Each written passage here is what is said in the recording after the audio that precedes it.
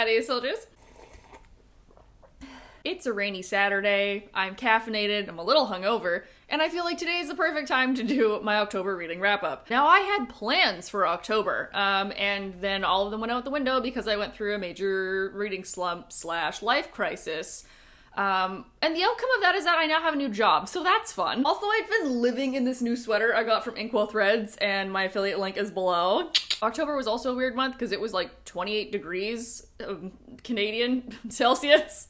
That's what the C stands for, it's Canadian. But I did somehow manage to read 6 books. So, without further ado, grab a drink, grab a snack, and buckle in. So the first book I want to talk about, I talked about on TikTok. That video currently has a 57.7 thousand views because I mentioned that it was a book where the main character was getting railed by 2 vampires in a Victorian fantasy steampunk setting, and everybody on the internet was like, excuse me, what is that? I read Silver Under Nightfall by Rin Pecco, and I had a great time reading this. Paranormal Chinese fantasy in a vaguely Victorian world with vampires and vampire hunters, where our main character Remy is an outcast vampire hunter who accidentally gets himself involved in kingdom politics between the vampire kingdoms and the kingdoms of the humans. And in doing so becomes a human liaison between the human world and 2 very beautiful vampires, a vampire heiress of a 4th kingdom and a vampire lord of high reputation. And the 3 of them are trying to find out the origin of this new vampiric plague and try and stop it from spreading. The sci-fi medical aspect of this was really cool because it's like, ooh,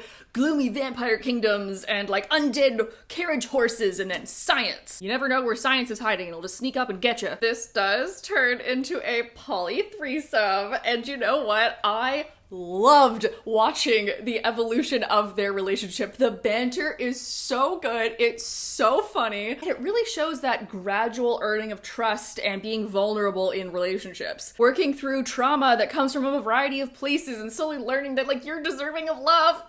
It also gets hella spicy, if you know what I mean. And the ending of this really just hits you with like a 1-2 punch. I was not expecting that series of events to happen, and good lord, I will riot if there is not a sequel to this published. Another spicy book that I read this month that I really did not enjoy, full opposite end of the spectrum to that first one, that I had such high hopes for because I was like, I'm sorry, Fairy Kings in Vegas? That sounds so ridiculous that I think it might just work. And that was, whoop, sorry, I'm getting tangled in my microphone cord. That is The Dark King by Gina Maxwell.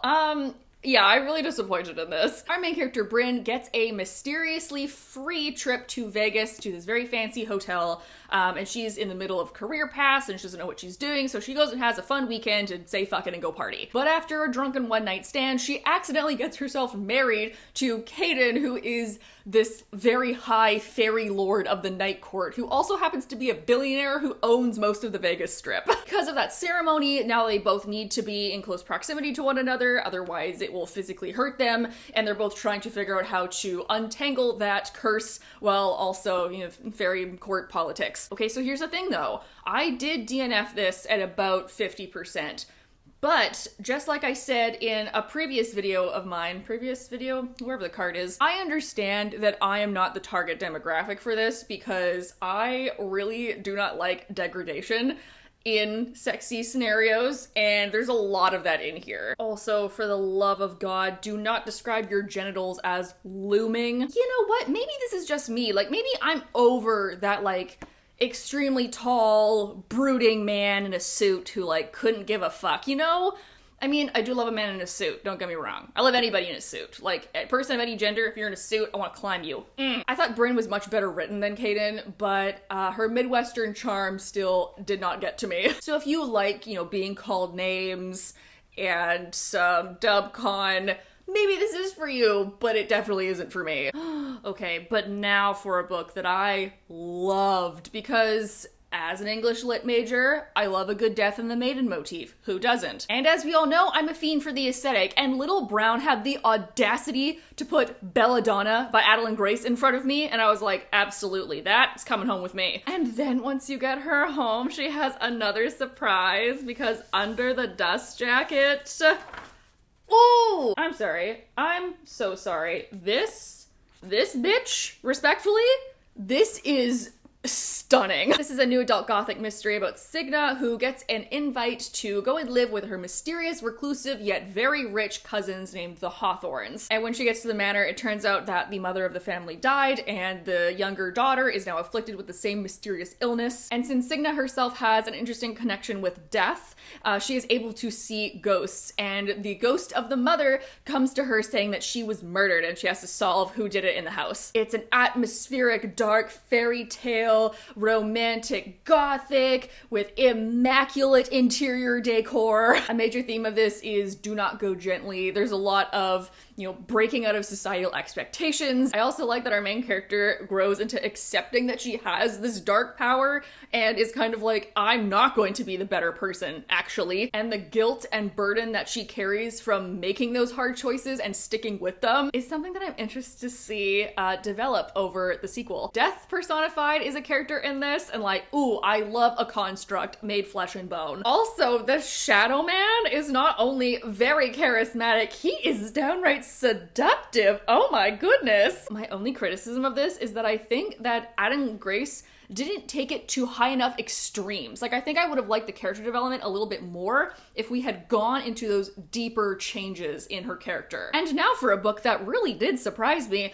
I don't like reading nonfiction because I think it's boring. I live in nonfiction all day, every day. I want to read something, with dragons and fairies and death personified dancing with me under the moon. So this month, I did something very out of character, and I read my very first memoir, and that was I'm Glad My Mom Died by Jeanette McCurdy. Jeanette is an actress who got her big break as Sam in the Nickelodeon show iCarly. Now, I didn't watch iCarly. I was more of a Hannah Montana girly, if you couldn't tell. Really, I think children's television started going downhill when we started getting the Sweet Life on deck, but that's just me. Yes, I know they're Nickelodeon and Disney are two different networks. It doesn't matter. She grew up as a child actress under her mother's strict control, and in this book, she really goes into what it was like growing up with a narcissistic mother in a very toxic family environment. The mental and physical toll that trying to please somebody who could never be pleased took on her, especially since she was forced into acting as a child and never really wanted it. She goes into her decades-long eating disorder and her PTSD towards acting, which all culminates in her mother's death from cancer when she was in her mid-20s, and then also how she had to realize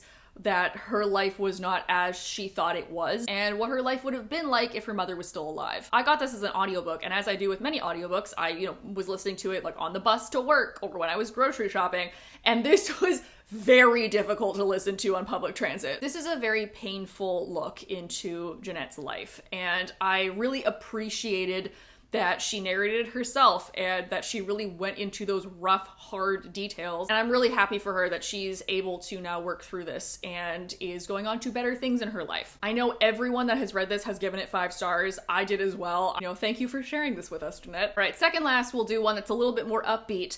I read another Hades and Persephone retelling this month. Hey! Now, as many of you know, I have read a lot of Hades and Persephone retellings, and this isn't top tier retelling material, let me tell you. And it was, what? Am I okay? My brain just shut down mid-sentence, apparently. It is Kore by Ambrosia Harris. I've said it before and I'll say it again. I like my Hades and Persephone retellings where Persephone has more autonomy, and a lot of retellings are dark and sexy and have a lot of dubcon in them, and that's not my style.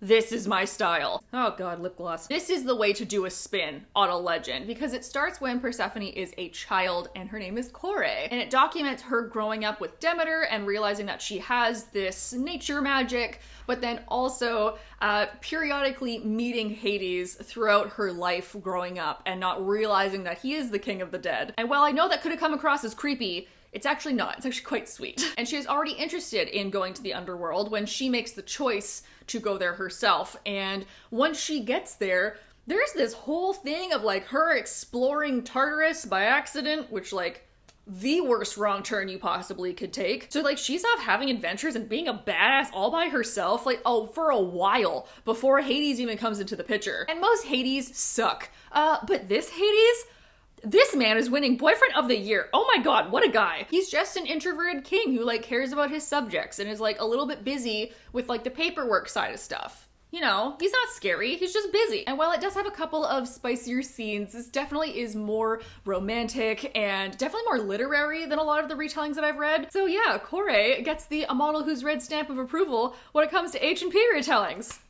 Look at that. And lastly, is one of the most unique books that I have ever read that was so filled with rage that I needed to take breaks while reading it. This was a high-stress environment, and you know what? I loved it. And that was Monsters Born and Made by Tanvi Berwa. Y'all, this is alien planet, water world, sea chariot monster races for glory and fame. Hello! There are death metal hippocampuses that are big as Clydesdales, and we are riding them through a chariot race arena in hopes that we somehow don't die. Scorpio races meets Hunger Games meets Ash Lords underwater. If you're a horse girl, you're gonna love this. Our main character Coral comes from a family of hunters who every season will capture these water creature meristags and sell them to the rich landers who purchase them to race. But after an unsuccessful hunt and her family on the edge of ruin, Coral cheats her way into the glory races in hopes that the money will help out her family and her chronically ill sister. But of course, getting into the races was one thing, and navigating the politics of the royal family and the arena itself, Coral is fighting for her life and her family, as well as getting a little bit closer to another competitor who has had some interest in her in the past. Now, I can tell this is her first novel. There's a couple inconsistencies in the pacing, but with the way that she writes, I so easily just got sucked in, and then like 50 pages would fly by and I wouldn't even notice. This is heart-pounding action and rage and just doing what you need to do to survive. And oh my god, I love reading about all these monsters of this alien water planet and like how society has developed above and below the surface. And as somebody who's done a lot of Greco-Roman studies, I love a good chariot race, and this one did not hold back. It was bloody and it was intense. If you loved The Hunger Games and you just want something wild this fall, you gotta pick this up. This is a very cool novel, and I really hope that we get a sequel to this, because that ending, woo, that ending though. So I think that is that on that. Thank you all for joining me today as we went over all the books that I read in October. Please leave down below what books that you read in October. I'm like looking over my stack and I'm like, all right, we got sea monsters, we got polyam vampires, we got death, we got fairy smut,